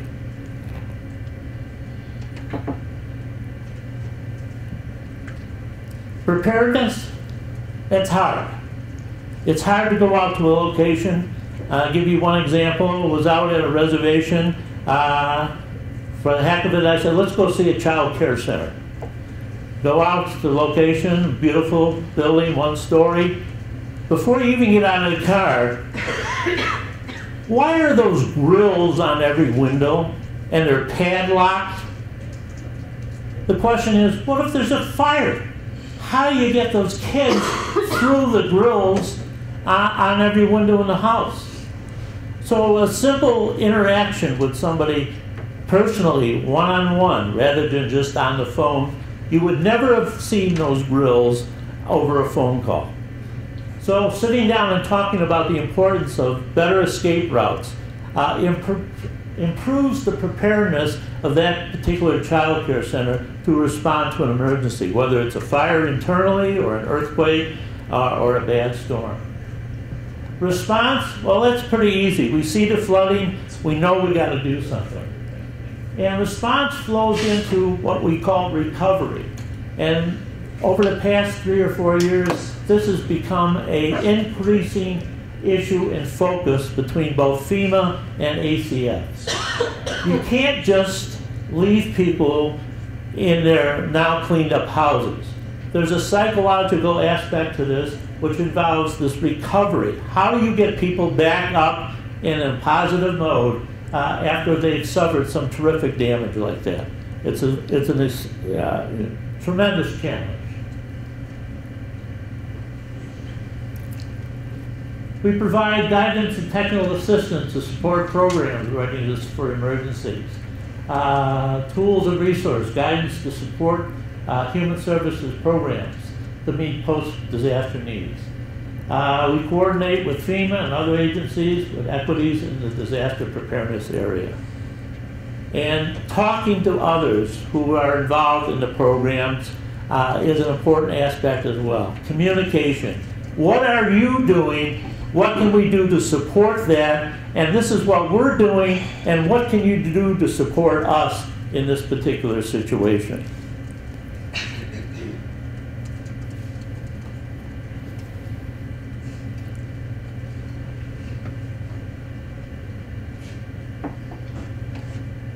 Human services, again, is our focus matter. And we draw upon our program managers who are really the subject experts as it relates to child care, runaway youth, and those kinds of things. I don't know all that stuff, but I have the resources to call upon to ask, what do we need? How can we provide that service? Our program of responding is triggered when FEMA wants us. FEMA has the money. And when they need social service experts and that kind of thing, there's a presidential declaration that triggers money going to FEMA, and then FEMA feeds us the money so we can activate and deploy. Like I said, we're currently down in Texas doing the deployment with the social services caseworkers as well. So what's a typical deployment? The current schedule for Texas is 14-day deployment. It's a rotation system through the 10 REMs that we have. It's 12 hours a day, it's 7 days a week. And the last deployment I was on, I was in a barracks with 18 other guys in New Jersey. Can be horrible, believe me.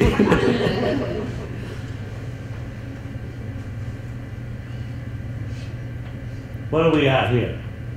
Well, another aspect, again, focusing on youth, has our focus and development of what we call children and youth task forces in disasters.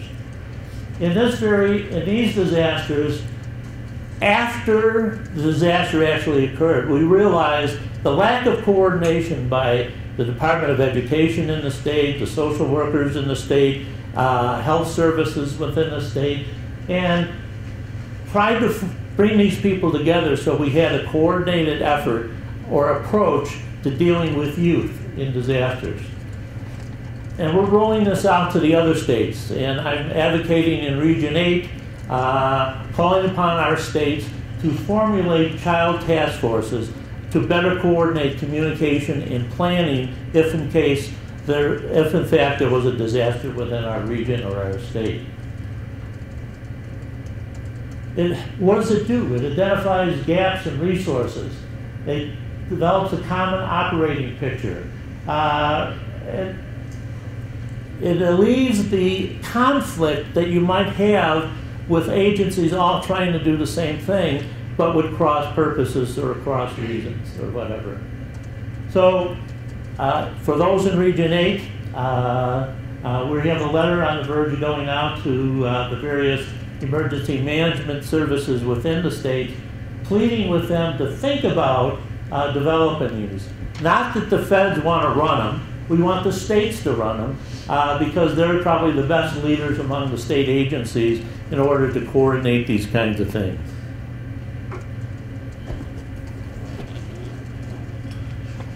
Points of contact. Again, this is going back to the idea of relying on our program managers to be points of contact and a method of communication on what's going on in their particular situation. Again, they're the program experts. They know their programs. They know where their grantees are. They know if they can survive or recover and how long it will take. We coordinate these people into conference calls so we can get a clear picture of what is going on and what is needed in the particular program situation. So what is all this information coming together to do? We call them a disaster information collection plans. So this gives us an overall idea of what's happening, and we're called upon by other levels of government, including the White House. What the hell's going on in Texas? It's raining, yes. Beyond that, how many child care centers are closed? How many kids are impacted? What can the White House do to help ACF do the job? Information. And people, including the White House, they're hungry for information. Hungry for information. And they get on a phone call with everybody and they go through the list of things they want to know. Boom, boom, boom, boom. And you say, what the hell does that have to do with the disaster? Sometimes it doesn't, but that's what they want to know. So we have to get that kind of information and feed it up the chain of command.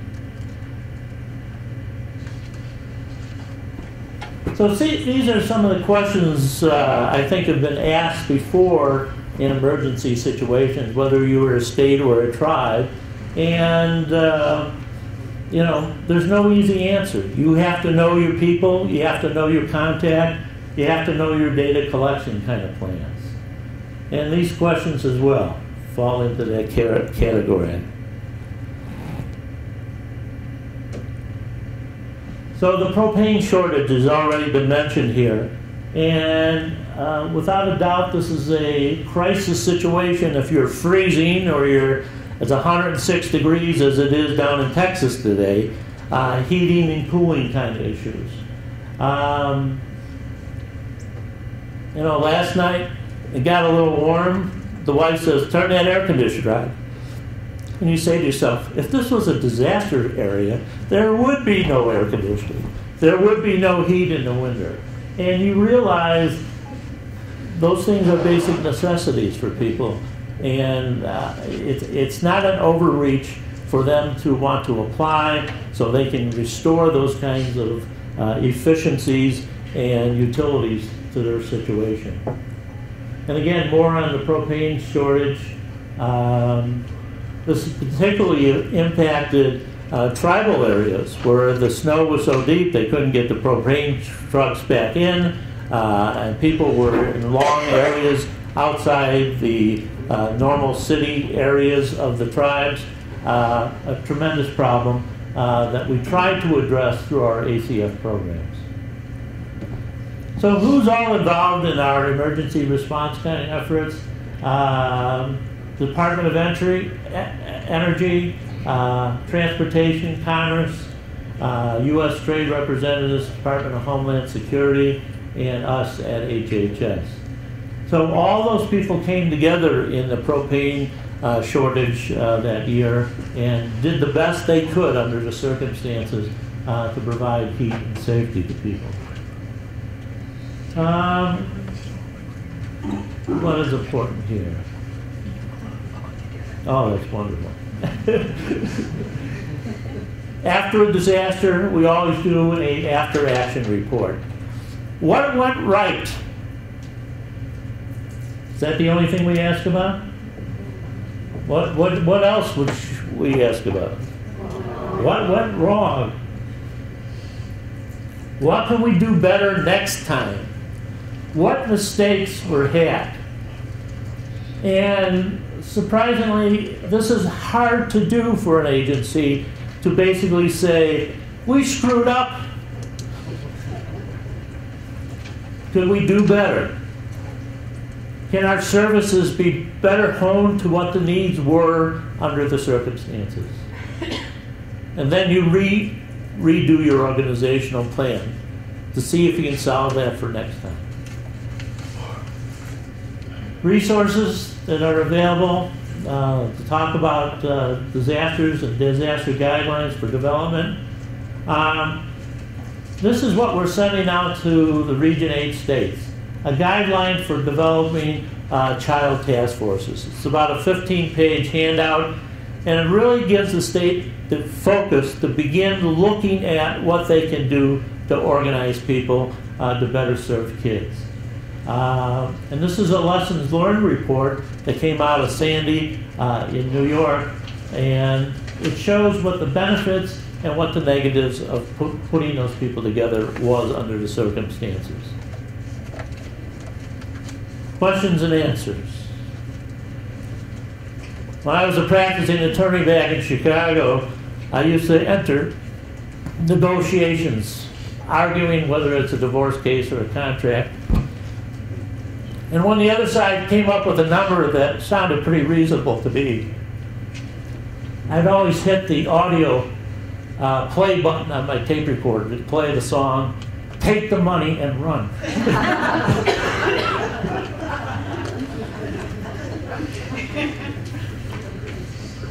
Any questions? Yes. At the local, or not the local level, but at the state level, what is the role, if any, of public utilities commissions or public service commissions? Well, they're very important, and it's a question of whether your state emergency management program has incorporated them into the planning process. Because if the pole goes down, the juice is gone, and how long to restore it, and are there alternative means to routing energy to a particular group. It's very important. And you even get down to the lowest level, like child care facilities. Does your local police department know where they're at, who's there, and what kind of emergency equipment you would need to get those kids out of there? Whether it's disabled children or bedbound or whatever. And you find in a lot of communities, they have no idea, you know, or that there's only one or two people in the child care center to assist in getting those people out. So not only do they need transportation, they need physical help removing those kids. So it depends on what the outreach at the local level is. The police, to the local emergency managers, who feed it up to the state and make it part of the incorporating plan that you have for a situation. So as a private citizen, based on what you're saying, that these arrangements are often... I was just saying, as a private citizen then, based on what you were stating, that some of these arrangements are not made or the capabilities are not known, what action should any of us take to know whether it's adequate near where we live and might be affected? You ask. Do you have a plan with the local emergency people? Do they know you're here? Do they know what you would need in case of a terrific momentary flood of the area? If you don't raise your hand, nobody's going to come and ring your doorbell, believe me, because they think they've got it covered. And they honestly do, but they don't. That sounds like a lawyer right there. Yeah, I'll send you a bill, my dear.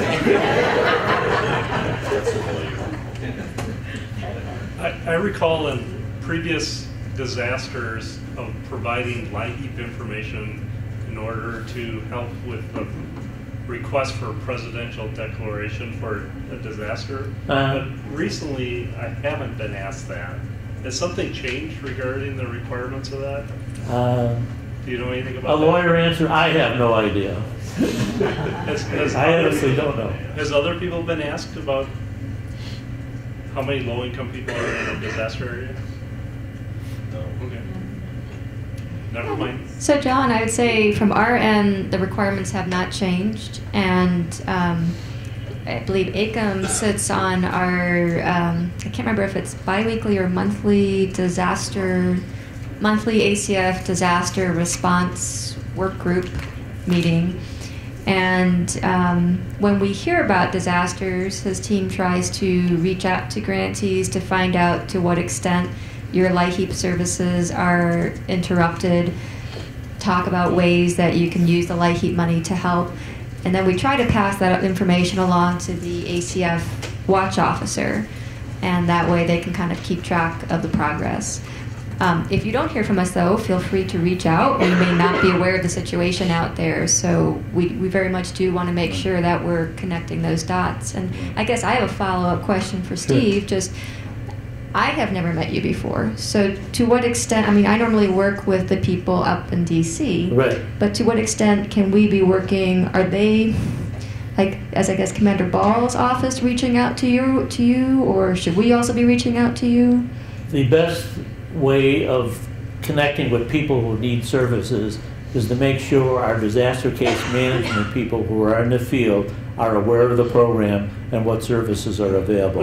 And that certainly can be tracked through DC Ball, and he'll make sure that information is available to these disaster case management people.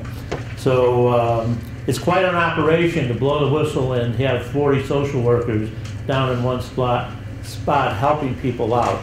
And while they try to put together a list of what programs might be available and connecting these people to them, you know, sometimes we miss even our own internal programs, and we should reinforce that to make sure that's part of the emergency response. So.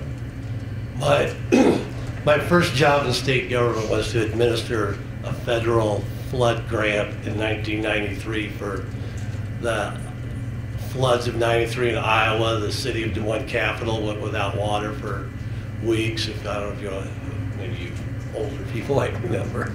Anyway, the one thing, and that grant was administered through the LIHEAP network. And whether there was a grant or not, the point I want to make, particularly for Texas, is not all disasters, but many disasters disproportionately affect low-income communities. Sure. And for various reasons, a lot to do with where they live, right. You know, that type of stuff. So within the outreach that we did to get to our folks, which all you guys could do during, it's not, to me, that's more important than whether you can help them with repair and replace a furnace, is to get them to FEMA. FEMA was really wanting to leave town and couldn't because we kept bringing more and more people. And the one that really stuck in my mind was, I remember talking to and I did a lot of traveling around the state, and I met some 80-year-old lady who, she wasn't at the river, because they're used to, you know, you'll see on TV, the flooded river, the streets. But a lot of folks, their basements flood. They may, you know, she had like 8 foot of water in her basement, but she didn't think she had any flood damage because, well, that's not like those people on TV. You know, this was just water, you know, when you have torrential rain and it soaks in. So there's a lot of, and we were finding those folks and bringing them to FEMA when they were ready to leave town and they couldn't leave. And, you know, I think that's a big deal is that this group represents on behalf of those who are disproportionately affected by disaster, and they can bring those people to the other services. Right. And should, and hopefully, you know, maybe there can be additional funds when there's a disaster to a certain area. Well, FEMA certainly in their disaster coordination centers, you know, and postering, this is the number to call to get on the FEMA registration list and all that. I mean, I think there's been an improved effort to do that. But like everything else, there's X amount of money to devote to the particular issue. You'd like to stay there forever, but you can't. There's only so much money. And it's one of the hardest things when you get the phone call and say, you got a week, wrap it up, we've got a new disaster. And like we had the storms in the Midwest the other day as well. Texas, Midwest, Texas, Midwest. Texas. Yeah. And we're there, and we'll probably be there through the heat of the summer, I'm sure.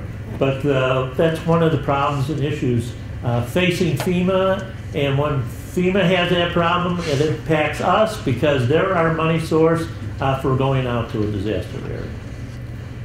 AICM, the committee or the group that you're working with on disasters, does that also include CSBG people? Or is it only a LIHEAP? No, it includes all OCS program contact people, ACF.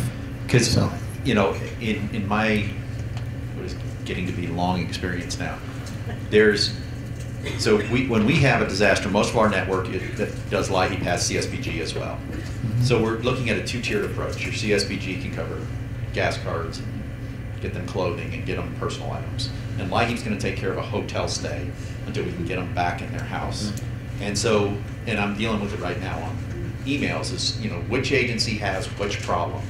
Are people flooded out of their home, and we're going to give them LIHEAP money. And then another agency, it may not be flooding out of their home, they're cut off from access to their neighborhood. They just need to go to the store, and they're going to be back in their house in a day, and they're with their families. So getting coordination between CSBG and LIHEAP staff to reach out to states, because a lot of times we're getting pounded from the CSBG staff and the LIHEAP staff with essentially the same questions. Okay. And we're confused as to, you know, who did we answer with what? So just sure. It's not an admonition. It's one of those things. It's just like it would. When we're trying to reach out to the low-income families, like Jerry's saying, is, you know, trying to get to them. Clear, succinct communication from LIHEAP and CSBG, maybe in one email, would be great. And even if it's a bigger email that covers questions from both staffs, that we can turn and say, someone go deal with that. And then a second comment just to states in here. I've had 43 agencies, many of them have been through a disaster. We've got a couple that are so on top of it, they get into their database right away, their LIHEAP database, and they go, who are local income people? They call them right away. And they are calling these households to say, what do you need, rather than waiting for them to come in. And not every one of my agencies does this, but I've got one in Central Texas, just outside of Austin, that literally, within a matter of 8 hours last week, had contacted everybody they had served in the prior 4 years that had ever received LIHEAP assistance and checked their status. Where do they need? What do they need? Are they staying with family or not? Do they need hotels or not? Do they need CSBG services or not? And you talk about having a great phone call and then being able to go to someone above you and go, look, this agency's got it. They know what they're doing. But I'll tell you, right next door, they don't know what they're doing. And so we're trying to work on what does our disaster plan look like, so we can roll it out to all of our 43 agencies, because I've got 4 or 5 that do it so well because they've done it so often. So. Thank you. Mike, that's a very good suggestion about coordinating LIHEAP and CSBG response.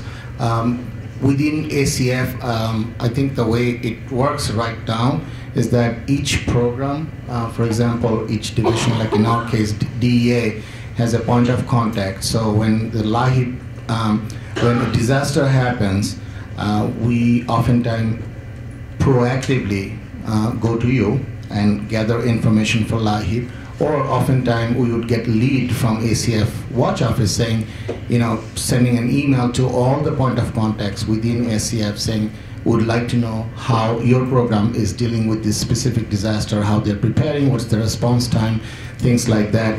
So right now at OCS and within ACF, each program, I think, sends this information up to ACF Watch Office, and then they coordinate all these responses into one big response. We can definitely bring this up for OCS discussion to see if we can make this, responses a little bit more coordinated, so that you don't have to answer 3 or 5 different emails. One thing I would like to mention about this reporting process is that oftentimes you'll get phone calls or emails even after 5 p.m. or 6 p.m. It happens, and we are very mindful that you might be busy responding to disasters, or someone is not in the office because it's not non-working hour. So in those cases, at least just sending a quick email or some kind of a phone call that we are working on it helps us, because then we can let ACF Watch Office know that we are gathering the information for you. Quite a few good examples of LIHEAP, how each state responded to our request. Of course, Michael, your state, Texas, last year we dealt with the flood situation. This year, South Carolina, if you remember, was flooded last year. More recently, there was a hurricane issue affecting Florida, Virginia, North Carolina, and Washington, D.C. Fortunately, that hurricane did not affect that much, but we were able to gather a lot of information from these states, and we were able to report back to ACF Watch Office. One thing really stood out during those hurricane conference call conversation. Washington DC, I'm sure many of you have this, they have their own disaster management plan. So when we were discussing this with them, they said, oh, we have a plan, so we are about to invoke those. It's great that we are coordinating this with LAHIP. So during the conference call, they brought in their city people who have nothing to do with LAHIP, but they're part of the larger disaster management process. So these are some good examples of how local grantees are currently coordinating this issue, this effort. So thank you, and one more question. I'd like to know how well the state coordinates with the tribes in disaster. Because I know in Alabama we're kind of left to take care of ourselves. It's an area that needs improvement. You have the whole issue of no, we can take care of ourselves, no, we don't want your intervention. And that happens not only with tribes, but with certain states. I mean, FEMA shows up in some states and they tell them to go home. I mean, so it's just not a tribal issue. And it takes personal contact with somebody in the tribe to sit down and say, we're not here to tell you how to run it. We're just here to tell you what things you should be looking for and how can you improve it. Cold phone calls don't work. And whether it's a whole trust thing or whatever, I'm not sure. But we need improvement in those areas, without a doubt. Okay. So thank you, and safe traveling. And I can't even do my taxes, much less all that other paperwork you guys do.